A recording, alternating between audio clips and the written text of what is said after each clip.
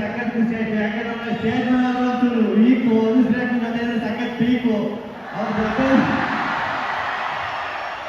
ಎಲ್ಲರೂ god father ಇರ್ತಾರೆ. ನನಗೆ ಗಾಡ್ ಮದರ್ ಯಾರಾದ್ರೂ ಅವರೇಂದ್ರೆ ಅನುಶ್ರೇಖ ಮಾತ್ರ. ನಾನು ಇಲ್ಲಿವರೆಗೂ ಬರೋಕ್ಕೆ ಅಂದ್ರೆ ಇಲ್ಲಿ ಇಷ್ಟೊಂದು ಜನರು ಪ್ರೀತಿ ಸಂಪಾದನೆ ಮಾಡೋಕ್ಕೆ ಯಾರಾದ್ರೂ ಮೊದಲು ನನ್ನ ಟಿವಿ ಜರ್ನಿ ಸ್ಟಾರ್ಟ್ ಆದಾಗ ಯಾರಾದ್ರೂ ಮೊದಲು ನನ್ನ ಮೈಂಡ್ ಬಂದರೆ ಟಕ್ಕಂತ ಹೇಳೋದು ನಮ್ಮ ಅನುಶ್ರೇಖನೆ. ಯಾಕಂದ್ರೆ ಅವರು ಫಸ್ಟು ನನ್ನ ಕರೆದು ಮಾತಾಡಿಸಿ ಕಾಮಿಡಿ ಮಾಡಿ ಎಲ್ಲರೂ ಮಾಡಿ ಇವತ್ತು ನೀವು ಪ್ರೀತಿ ಇಷ್ಟೊಂದು ಸಂಪಾದನೆ ಮಾಡೋದ್ರೆ ಫಸ್ಟ್ನೇದಾಗಿ ಥ್ಯಾಂಕ್ಸ್ ಅಕ್ಕ. ಆಗ ಒಂದು ಬೇಜಾರು ಅನುಶ್ರೇಖ ಮದುವೆಗೆ ಕರೀಲ್ಲ, ನನ್ನ ಅದೇ ಸಖತ್ ಬೇಜಾರು ನನಗೆ.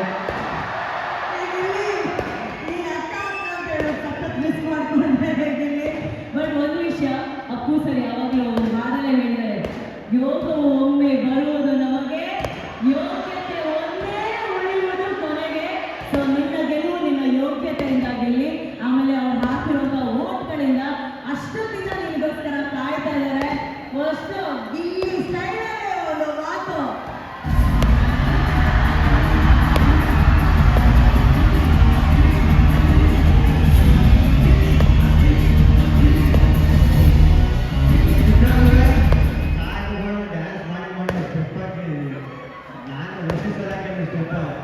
ಸಖತ್ ಒಂದು ಖುಷಿಯಾಗಿದೆ ಏನಂದ್ರೆ ಗಿಲ್ಲಿ ಗಿಲ್ಲಿ ಗಿಲ್ಲಿ ಏನೇನು ದಬಾಕಿದೆಯಾ ಅಂತ ಬಿಗ್ ಬಾಸ್ ಎಲ್ಲ ಬರೋದಲ್ಲ, ಏನೇನು ದಬಾಕಿದೆ ಅಂತ ಏನೇನು ದಬಾಕವೇ ಅಂತ ಆಚೆ ಬಂದ್ಮೇಲೆ ಗೊತ್ತಾಗಿದ್ದು.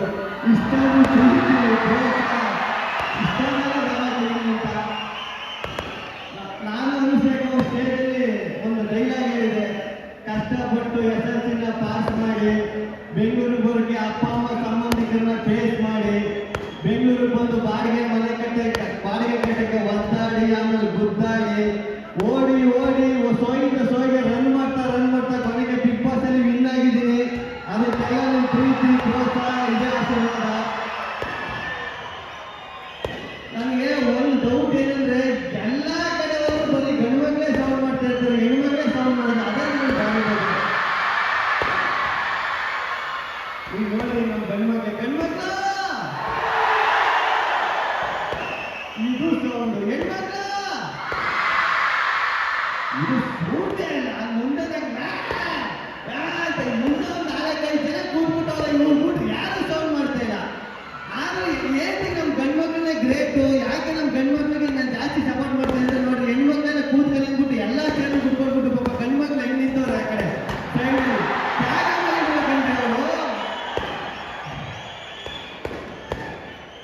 ನಾನೆಲ್ಲವರು ಅದನ್ನ ನನಗೂ ಗೊತ್ತಿಲ್ಲ, ಇದು ಒಂದು ಸಾಂಗ್ ಇಷ್ಟೊಂದು ಫೇಮಸ್ ಆಯ್ತದೆ. ನಾನು ಬಿಗ್ ಬಾಸ್ ಹೇಳಿರುವಂತ ದೊಡ್ಡವ ದೋಸೆ ಕೊಡು ನಮ್ಮಪ್ಪ ರಾಜ ಸಾಗು ಸೊಪ್ಪು. ಇಷ್ಟೊಂದು ಚಿಕ್ಕ ಮಕ್ಕಳು ಬಾಯಲ್ಲಿ ಬರ್ತದೆ, ಚಿಕ್ಕ ಮಕ್ಕಳು ಆಡ್ತಾರೆ, ರೀಲ್ಸ್ ಮಾಡ್ತಾರೆ, ಚಿಕ್ಕವರಿಂದ ಹಿಡಿದು ದೊಡ್ಡವರೆಗೂ ಇಷ್ಟೊಂದು ಪ್ರೀತಿಸ್ತಾರೆ, ಇಷ್ಟೊಂದು ಪ್ರೋತ್ಸಾಹ ಮಾಡ್ತಾರೆ ಅಂತ ಸತ್ಯವಾಗ್ಲೂ ಅಂತ ಎಲ್ಲ ಸ್ಟೇಜ್ ಮೇಲೆ ಒಂದು ಯಾವಾಗಲೂ ಹೇಳ್ತಾ ಇರ್ತೀನಿ. ನನ್ನ ಎಣೆಗಳವರೆಗೂ ಈ ಋಣ ಮರೆಯೋಕ್ಕಾಗಲ್ಲ ಅಂತ. ನನಗೂ ಸತ್ಯವಾಗ್ಲೂ ಗೊತ್ತೇ ಇರಲಿಲ್ಲ ಇದೆಲ್ಲ ಆಗ್ತದೆ. ಅದು ಇನ್ನೂ ಕನಸ್ತರನೇ ಫೀಲ್ ಆಯ್ತದೆ. ಅಯ್ಯೋ ನಿಜನ ಸುಳ್ಳ ಆ ಥರನೇ ಅನ್ನಿಸ್ತಾನೆ ಸತ್ಯವಾಗ್ಲೂ ನನಗೆ. ಕೊನೆದಾಗ ಒಂದು ಡೈಲಾಗ್ ಹೇಳ್ಬಿಡ್ತೀನಿ ನಮ್ಮ ಗಂಡ್ಮಕ್ಳ ಬಗ್ಗೆ ಎಲ್ಲರೂ ಹೇಳ್ತಾ ಇರ್ತೀನಿ. ಹೇಳ ಯಾರು ಇಲ್ಲ ಆಮೇಲೆ ಹೆಣ್ಮಕ್ಳ ಬಗ್ಗೆ ಹೇಳ್ತೀನಿ. ಫಸ್ಟ್ ಗಂಡ್ಮಕ್ಳ ಬಗ್ಗೆ ಹೇಳ್ತೀನಿ. ಇಲ್ಲ ಫಸ್ಟ್ ಗಂಡ್ಮಕ್ಳ ಬಗ್ಗೆ ಹೇಳ್ಬಿಡ್ತೀನಿ, ಆಮೇಲೆ ಹೆಣ್ಮಕ್ಳ ಬಗ್ಗೆ ಹೇಳ್ತೀನಿ. ಗಂಡ್ಮಕ್ಳು ಹುಟ್ಟಬೇಕಾದ್ರೆ ಕಮಿಟ್ಮೆಂಟು ನಮ್ಮ ಊಟನ ಹೆಗಲ ಮೇಲೆ ಹತ್ರ ಹುಟ್ಟಿರೋದು. ಮೀಸ ಬರೋಕ್ಕಿಂತ ಮುಂಚೆ ಅಕ್ಕ ತಂಗಿ ಜೀವನಕ್ಕೆ ಮೆಟ್ಲಾಗ್ ಅಂತಾರೆ, ಗ್ಯಾಪಲ್ಲಿ ಲೈಫಲ್ಲಿ ಸೆಟ್ಲ್ ಆಗ ಅಂತಾರೆ, ಪ್ರೀತಿ ಮಾಡೋ ವಯಸ್ಸಲ್ಲಿ ಆಸ್ತಿ ಮಾಡೋ ಅಂತಾರೆ, ಆಸ್ತಿ ಮಾಡ್ಕೊಂಡು ಮದುವೆಗಳಂದ್ರೆ ಏನು ಜಾಸ್ತಿ ಆಯ್ತು ಅಂತಾರೆ, ಲವ್ ಮ್ಯಾರೇಜ್ ಆಗಂದ್ರೆ ಬ್ಯೂಟಿ ನೋಡ್ತಾರೆ, ಅರೇಂಜ್ ಮ್ಯಾರೇಜ್ ಆಗೋ ಅಂದ್ರೆ ಗೌರ್ಮೆಂಟ್ ಡ್ಯೂಟಿ ನೋಡ್ತಾರೆ, ಏನು ಬೇಡ ಸಾಯೋವರೆಗೂ ಸಿಂಗಲ್ ಆಗೇ ಇರುವಾಗ ಹರಡ ಮಗ ಬಂದು ಅಂಕಲ್ ಅಂತ ಕರೀತಾರೆ. ಗಂಡು ಮಕ್ಕಳು ಅಂತಾರೆ ಕುಕ್ಕರ್ ಇದ್ದಂಗೆ ಕೆಳಗಡೆ ಫೈರ್ ಮೇಲ್ಗಡೆ ಪ್ರೆಷರ್ ಇದನ್ನು ವಿಜಲ್ ಹೊಡ್ಕೊಂಡು ನಗ್ನಗ್ತಾ ಬದುಕ್ತಾ ಇರ್ತದೆ.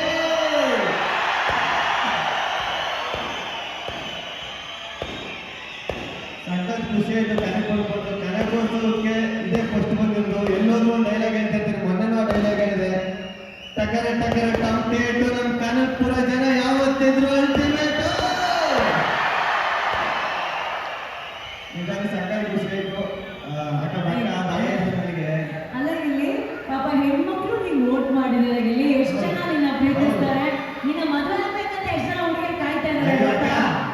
ಅದೆಲ್ಲ ಇಲ್ಲ, ನಮ್ಮ ಪೇಸ್ ವ್ಯಾಲ್ಯೂ ಏನು, ನಮ್ಮ ಪೇಸ್ ಕಟ್ ವ್ಯಾಲ್ಯೂ ಏನು ಎಲ್ಲ ಗೊತ್ತು.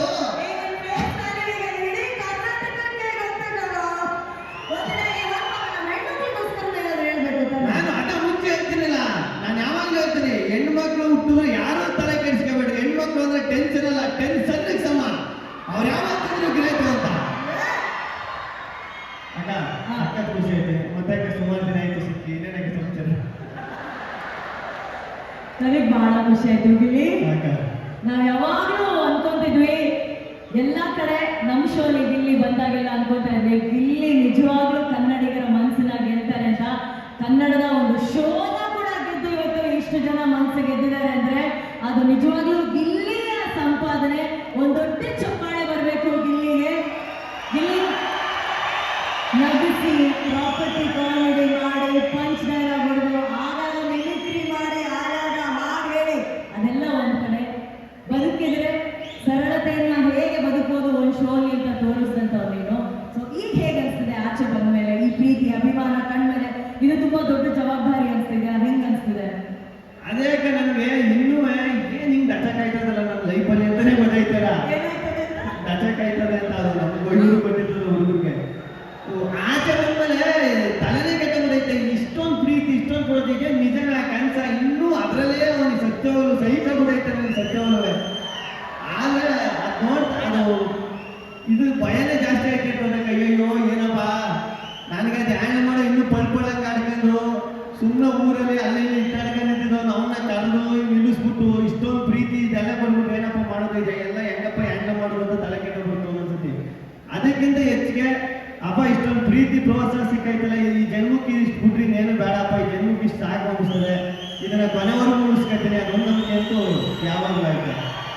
ನೀನೇ ಹೇಳಿದ ಮಾತು, ಮನಿ ಗಳಿಸ್ಬೋದು, ಅಭಿಮಾನಿ ಗಳಿಸೋದಿದೆಯಲ್ಲ ಅದು ಬಹಳ ಇಂಪಾರ್ಟೆಂಟ್. ಅದೇ ಅಕ್ಕ, ಮನಿ ಇವತ್ತು ಬರ್ತದೆ, ನಾಳೆ ಹೋಯ್ತಂದ್ರೆ ಅದೇ ಅಭಿಮಾನಿ ಒಂದ್ಸಲಿ ಬಂದ್ರೆ ಕೊನೆವರೆಗೂ ಹೋಗಲ್ಲ, ಕೊನೆವರೆಗೂ ಬರ್ತಾನೆ ಇರ್ತಾರೆ. ಅದು ಯಾವಾಗಲೂ ಖುಷಿ ಕೊಡುವಂತ ವಿಷಯ. ಇವತ್ತು ಡಿ ಕೆ ಶಿವಕುಮಾರ್ ಸರ್ ಹಾಗೂ ಡಿ ಕೆ ಸುರೇಶ್ ಸರ್ ಅವರ ಕನಕೋತ್ಸವ ಕಾರ್ಯಕ್ರಮಕ್ಕೆ ಬಂದಿದ್ದೀರ. ಅವ್ರ ಕಾರ್ಯಕ್ರಮಕ್ಕೆ ಅವ್ರ ವೇದಿಕೆಗೆ ಬಂದಿರೋದು ಹೇಗೆ ಅನಿಸ್ತಾ ಇದೆ ಇಲ್ಲಿ? ಇಲ್ಲ, ನನಗೆ ಡಿ ಕೆ ಸರ್ ಫಸ್ಟ್ ಫೋನಲ್ಲಿ ಮಾತ್ರ ಫಸ್ಟ್ ವಿಶ್ ಮಾಡಿದ್ರು. ಫಿನಾಲೆ ಮುಗಿದವರು ನಾಳೆಗೆ ಫೋನ್ ಮಾಡೋದು, ಏನಪ್ಪ ಗೆಲ್ಲಿ ಅಂದ್ರೆ ಅವಾಗಲೇ ಅಪ್ಪ ಸಾರ್ ನಾನು ಸಾರ್ ಜೊತೆ ಮಾತಾಡ್ತಾ ಇದ್ದೇವೆ, ಡಿ ಕೆ ಸರ್ ಮಾತಾಡ್ತಿರೋ ಅಂತ ನನಗೆ ತಲೆ ಬಿಟ್ಬಿಟ್ಟು. ಆಮೇಲೆ ಮೊನ್ನೆ ರಂಗೋಲಿ ಸ್ಪರ್ಧೆಯಲ್ಲಿ ಸಿಕ್ಬಿಟ್ಟು ಹೂನಾರ ಹಾಕೊಂಡು ಆಶೀರ್ವಾದ ತಗೊಂಡೆ. ಅದು ಇನ್ನೂ ಹಂಗೆ ಕಣ್ಣಲ್ಲಿ ಕಟ್ಕೊಂಡಿದೆ. ನಮ್ಮ ಸ್ನೇಹಿತರು ಹೇಳ್ತಿದ್ರು, ಡಿ ಕೆ ಸರ್ ಹತ್ರ ಡಿ ಕೆ ಸರ್ ನೀನು ಬಂದ ಹೂನಾರ ಹಾಕೋರು ಅಂದ್ರೆ ಅವ್ರು ಅಷ್ಟು ಸುಲಭವಾಗಿ ಯಾರು ಅಷ್ಟು ಪ್ರೀತಿ ಕೊಡೋದಾಗಿ ಅಷ್ಟು ಸುಲಭವಾಗಿ ಅವರು ಯಾರಿಗೂ ಕೇರೆ ಮಾಡೋದಿಲ್ಲ. ನಿಮ್ಗೆ ಹೂನಾರ ಹಾಕೋ ನೀನು ಪ್ರೋತ್ಸಾಹ ಮಾಡಿದ್ರಲ್ಲ, ನಿನ್ನ ಗುರುತಿಸಿ, ನಿನ್ನ ಕಲೆ ಗುರುತಿಸಿ, ಅದು ನನಗೆ ಸಖತ್ ಖುಷಿ ಆಯ್ತು. ಯಾವತ್ತೂ ಮರೆಯಲ್ಲ ಸರ್. ಸುರೇಶ್ ಸರ್ಗೂ ಅತ್ತ ಹೇಳ್ತಾ ಇದ್ದೀನಿ ನಾನು.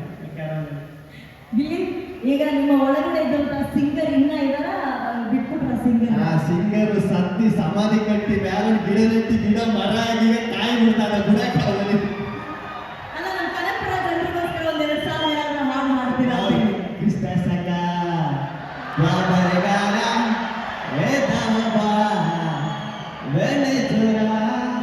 ನೋಡಿ, ಕ್ಯಾಮ್ರಾ ತಗೊಂಡ್ಬರ ಗನ್ ತಗೊಂಡು ಶೂಟ್ ಮಾಡಿದಾಗ ಈ ಕಡೆ ಒಬ್ರು ಈ ಕಡೆ ಒಬ್ರು ಒಂಚೂರು ದೂರ ನಿಂತ್ಕೊಳ್ಳೋಣ. ಅವಾಗಿಂದ ಈಗ ಬಂದು ಮಕ್ಕಳಿಗೆ ಎಟ್ಟೇ ಇದ್ದಾರೆ. ಶ್ರುತಿ ತಗೊಂಡಿಲ್ಲ, ಶ್ರುತಿ ತಗೊಂಡು ಹಾಡು. ಶ್ರುತಿ ತಗೊಂಡ ಇಲ್ಲಿ ಯಾರಿದ್ದಾರೆ? ಶ್ರುತಿ ಯಾಕೆ ಸುಮ್ಮನೆ ಆ ಕಡೆಯಿಂದ ಹೊರಗೆ ಸುಮ್ಮನೆ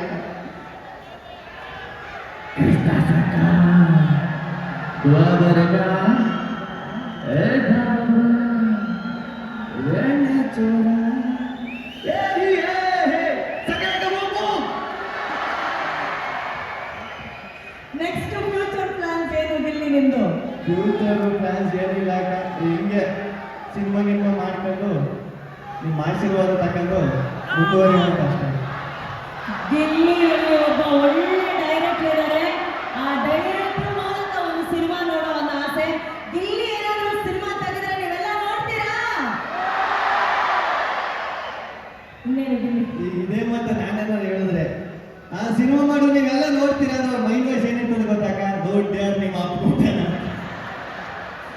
ಟಿವಿಲಿರೋ ಬಂದಿದ್ದೆ ನೋಡ್ತೀನೋ.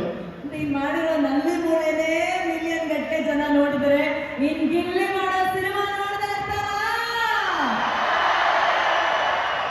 ನಿಜವಾಗ್ಲೂ ಇದೆ ಸಖತ್ ಖುಷಿ ಆಗೋದು. ಏನಾರ ಮಾಡಿದ್ರೆ ನಿಮ್ಮ ಆಶೀರ್ವಾದ ನನ್ನ ಮೇಲೆ ಇರಲಿ. ಇನ್ನು ಮುಂದೆ ಹೋಗಿ ಈ ರೋಡ್ ಏನೈತೆ ಇದು ಸ್ಟೇಜ್ ನಿಜವಾಗ್ಲೂ ಇದು ಸ್ಟೇಜ್ ಬ್ರಿಡ್ಜ್ ಅನ್ನಿಸ್ಬಿಡ್ತು ನನಗೆ. ಇನ್ನೊಂದು ಚೂರು ಉದ್ದ ಇದ್ರೆ ನಮ್ಮ ಮಳವಳ್ಳಿನೇ ಸಿಕ್ಬಿಡ್ತು. ಸ್ಟೇಜ್ ಮೇಲೆ ನಡ್ಕೊಂಡು ಮನೆಗೆ ಹೋಗ್ಬಿಡ್ತಿದೆ. ನೀನ್ ಕೊನೆವರೆಗೂ ಹೋದ್ಯಾ? ಹೋಗಿದೆ. ಇದು ಬರೀ ಸ್ಟೇಜ್ ಅಲ್ಲ ಗಿಲ್ಲಿ, ಗಿಲ್ಲಿಗೂ ಮತ್ತೆ ಅವ್ರ ಫ್ಯಾನ್ಸ್ ಹಾರ್ಟ್ ಇರುವಂತ ಬ್ರಿಡ್ಜ್ ಗಿಲ್ಲಿ ಇದು. ಆದ್ರೆ ಆ ಬ್ರಿಡ್ಜ್ ಅಲ್ಲಿ ಯಾರೋ ಒಬ್ಬ ಸಣ್ಣ ಹುಡುಗ ಸೈಡ್ ಅಲ್ಲಿ ಪ್ಯಾಂಟ್ ಕಳಿತಿದ್ದ ಕೆಳಗೆ. ಅದೊಂದು ಬ್ರಿಡ್ಜ್ ಚೆನ್ನಾಗಿತ್ತು.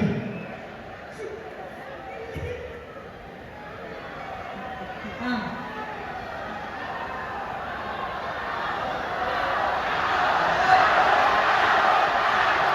ಒಂದೇ ಒಂದು ನಿಮಿಷ ಕಾವು ಬಗ್ಗೆ ಹೇಳೋಕ್ಕಿಂತ ಮುಂಚೆ ಗಿಲ್ಲಿ, ನೀ ಏನ್ ಸಂಪಾದನೆ ಮಾಡಿದೆ ಅಂತ ಕೇಳ್ತಿದ್ದೆಲ್ಲ, ಆಕ್ಚುಲಿ ಒಂದು ಮಗುಗೆ ತುಂಬಾ ಹುಷಾರಿಲ್ಲ. ಆ ಮಗುಗೆ ನಿನ್ನ ನೋಡೋಂತ ಒಂದು ಆಸೆ, ಅವ್ರ ತಾಯಿ ಫೋನ್ ಮಾಡಿದ್ದಾರೆ. ನಿನ್ಗೆ ನೋಡೋಣ.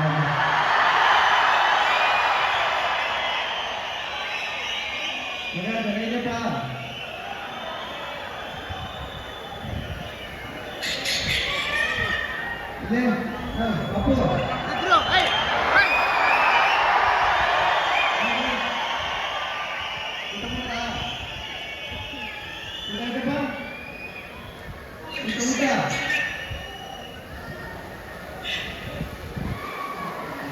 ಬರ್ತೀನಿ ಕಣಪ್ಪ, ಮನೆಗೆ ಬರ್ತೀನಿ.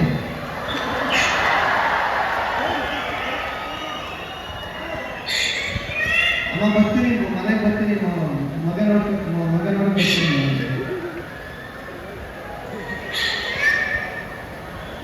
ಅಲ್ಬೇಡಕ್ಕ. ಅವರು ತುಂಬಾ ಕಣ್ಣೀರ್ ಹಾಕ್ತಾ ಇದ್ದಾರೆ ಆ ತಾಯಿ. ಆ ಮಗುಗೆ ತುಂಬಾ ಹುಷಾರಿಲ್ಲ. ಬಟ್ ಆ ಹುಷಾರಿಲ್ಲಿರೋ ಮಗುಗೂ ಕೂಡ ಗೊತ್ತಿರೋಂಥ ಒಂದು ಹೆಸರು ಈಗ ಅಂದ್ರೆ ಅದು ಗಿಲ್ಲಿ. ಅದೇನಕ್ಕ, ಈಗ ನನಗೆ ಇದೆಲ್ಲ ನೋಡ್ತಿದ್ರೆ ನಾನು ಜೋರ ಕತ್ಬಿಡುವ ಸ್ವಲ್ಪ ಎಳ ಬರುದಿಲ್ಲ. ಅದೇ ಸ್ವಲ್ಪ ಬೇಜಾರು ನನಗೆ. ಎಷ್ಟು ಅಳಬೇಕು ಅನ್ಕೊಂಡ್ರೆ ಎಳ ಬರುದಿಲ್ಲ. ನೋಡಿ ನಾನು ಅಳಬೇಕು ಅಂತ ಅನ್ಕೊಂಡ್ರೆ ನಗಾಡ್ತಾ ಇದ್ರೆ ನೀವು. ಅಂದ್ರೆ ನಮ್ಮ ಅಕ್ಕನಿಗೆ ನಾನು ಅಳದು ನೋಡಕ್ಕೆ ಇಷ್ಟ ಇಲ್ಲ, ಯಾವಾಗಲೂ ನಗಾಡ್ತಾ ಇರ್ಬೇಕಲ್ಲ. Correct Gilli, correct. ಗಿಲ್ಲಿ ಯಾವಾಗಲೂ ನಗ್ನಾಗ್ತಾ ಇರ್ಬೇಕು. ಯಾಕಂದ್ರೆ ಎಲ್ರಿಗೂ ನಗು ತಂದು ಕೊಟ್ಟಂತಹ ನಗು ಅದು. ಇವತ್ತಿನ ದಿನ ಎಷ್ಟೋ ಜನಕ್ಕೆ ಎಷ್ಟೋ ಟೆನ್ಷನ್ ಇರ್ತಿತ್ತು. ಆ 3-4 ತಿಂಗಳು ಎಲ್ಲರ ಮನಸ್ಸುಗಳಿಗೆ ನಗು ತಂದು ಕೊಟ್ಟಿರುವಂತಹ ಗಿಲ್ಲಿ, ನೀನು ಕೂಡ ಯಾವಾಗಲೂ ಚೆನ್ನಾಗಿ ನಗ್ತಾ ಇರ್ಬೇಕು ಅನ್ನೋದೇ ನಮ್ಮ ಆಸೆ. ಸೊ ನೆಕ್ಸ್ಟ್ ಏನ್ ಮಾಡೋಣ ಗಿಲ್ಲಿ? ಏನಕ್ಕ ಮತ್ತೆ ನನಗೂ ಹುಷಾರಿಲ್ಲ, ನನಗೂ ಕಾರ್ತಿಕ ಹುಷಾರ. ಆಗ್ಬೇಡಿ ತೋರಿಸ್ತು ಬಂದೆ ಕೆಳಕ. ಅವನಿಗೆ ಭಯ ಎಲ್ಲಿ ನಾನು ಗಿಲ್ಲಿ ಮಿಮಿಕ್ರಿ ಮಾಡು ಅಂತ ಹೇಳ್ಕೊಡ್ತೀನಿ. ಮಿಮಿಕ್ರಿ ಮಾತ್ರ ಮಾಡಬೇಕಲ್ಲ, ಆಮೇಲೆ ನಿಮ್ಮ ಮಿಮಿಕ್ರಿನೇ ಮಾಡ್ಬೇಕಾಯ್ತು.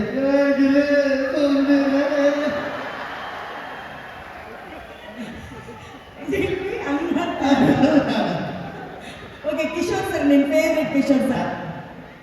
ಅದಕ್ಕೆ ನಿಮ್ಮನ್ನು ಮಾಡಬೇಕಂತ ಸಮಸ್ಯೆ. ಕಿಶೋರ್ ಸರ್ ಮಾಡಿ ಅವ್ರು ಫೋನ್ ಮಾಡಿದ್ದೀರಿ. ಈಗ ಯಾರು ಬೇಕು ಇದೆಲ್ಲ ನಿಮಗೆ ಇಲ್ಲ. ಕಿಶೋರ್ ಸರ್ಗೆ ಸ್ವಲ್ಪ ಕಂಡು ಕಟ್ಕೊಬಿಟ್ಟೈತೆ, ಬೇಜಾರಾಗ್ಬೇಡ್ರಿ. ನೆಕ್ಸ್ಟ್ ಟೈಮ್ ಅನ್ನಕ್ಕೆ ಚೆನ್ನಾಗಿ ಮಾಡ್ತಾರೆ. ನೀ ಅದೊಂದು ಮಾಡ್ತಿದ್ಯಲ್ಲ, ಅದು ಮಾಡ. ನಮ್ಮೂರು ಹುಡುಗ ಇದು ನಮ್ಮೂರಿಗೆ ಇಲ್ಲಿ ಸಖತ್ ಖುಷಿ ಆಗಿದೆ. ಇಲ್ಲಿ ಯಾರು ಅಂತ ನೀವು ಕಂಡು ಹಿಡಿಬೇಕು. ಕನಕಪುರ ಸ್ಟೇಜಲ್ಲಿ ಬಂದು ಈ ಥರ ಆ್ಯಕ್ಟಿಂಗ್ ಮಾಡೋದು ಸಖತ್ ಖುಷಿ ಆಗಿದೆ, ಒಳ್ಳೆಯದಾಗಿದೆ. ಯಾರಿದು? ಗೊತ್ತಿಲ್ವಾ? ಹೆಂಗ್ ಗೊತ್ತಾಗ್ತದೆ? ನಮ್ಮೂರು ಗ್ರಾಮ ಪಂಚಾಯತಿ ಮೆಂಬರು. ನೀವೇ ಕಂಡಿದ್ದೀರಾ?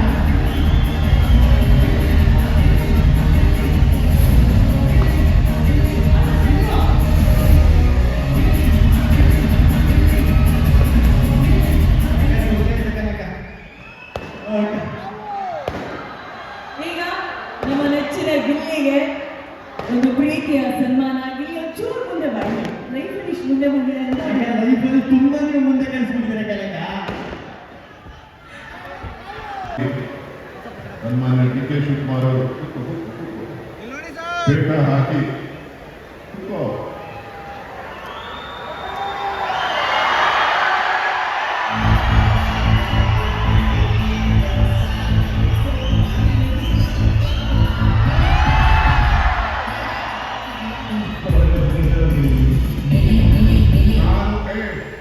ನಾನು ಸನ್ಮಾನ ಮಾಡ್ತಾರಲ್ಲ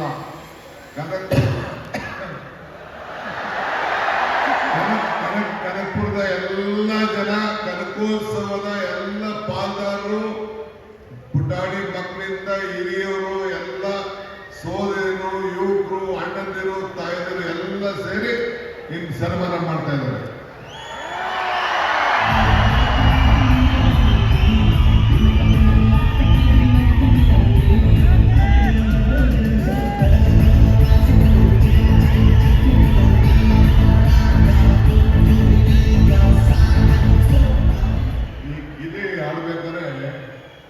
ಮಧ್ಯ ನಿಲ್ಲಿಸ್ಬಿಟ್ಟಿದ್ರು. ನಾನೇ ಹೋಗಿ ಅದನ್ನ ಮೊದಲಿಂದ ಅದು ನಿಂತೋಗಿತ್ತು ಆ ಸ್ಟುಡಿಯೋ. ನಾನೇ ಹೇಳಿ ನಾನು ಸುರೇಶ್ ನಮ್ಮ ಬಾಲ್ಕೀಸ್ ಹೋಗಿ ಪ್ರಾರಂಭ ಮಾಡಿಸ್ತಾರೆ. ಅಂದ್ರೆ ಯಾವ್ದು ಹೆಸರು?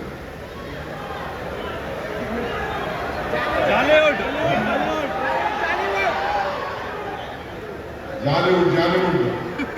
ಆಮೇಲೆ ನಿಂತೋಗಿತ್ತು.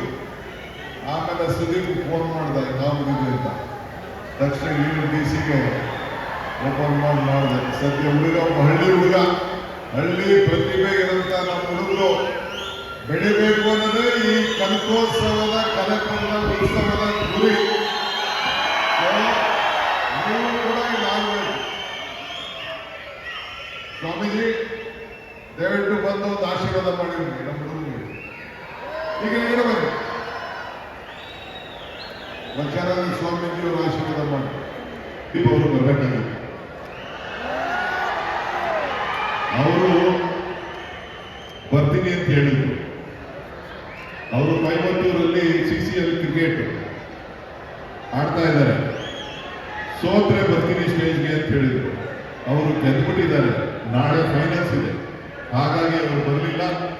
ಅವರ ಸಂಪೂರ್ಣ ಅಭಿಮಾನಿಗಳಿಗೆ ಅವರ ಶುಭಾಶಯಗಳನ್ನು ತಿಳಿಸಿದ್ದಾರೆ. ಖಂಡಿತ ಮುಂದಿನ ದಿನಗಳಲ್ಲಿ ಏನೇ ಕಾರ್ಯಕ್ರಮ ಇದ್ರೂ ಕೂಡ ನಾನು ಬರ್ತೀನಿ ಅಂತ ಹೇಳಿರೋದ್ರಿಂದ ನಾವು ಅಲ್ಲಿ ಮ್ಯಾಚ್ ಅವರನ್ನೇ CCL ಅಂತೇಳಿ ಸಿನಿಮಾ ಕ್ರಿಕೆಟ್ ಲೀಗ್ ಅಂತ ಹೇಳಿ ಬಹಳ ವರ್ಷದಿಂದ ಅವರ ನೇತೃತ್ವದಲ್ಲೇ ನಡೀತಾ ಇದೆ. ಸೊ ಹಾಗಾಗಿ ಅವರು ಇವತ್ತು ಕೊಯಮತ್ತೂರಿನಲ್ಲಿ ನಾಳೆ ಫೈನಲ್ ಮ್ಯಾಚ್ ಇದೆ. ಇವತ್ತು ಕರ್ನಾಟಕದ ಸಿನಿಮಾ ತಂಡ ಗೆದ್ದಿದೆ. ನಾಳೆ ಅವರು ಅಲ್ಲಿ ಮುಗಿಸ್ಕೊಂಡು ಬರ್ತಾರೆ.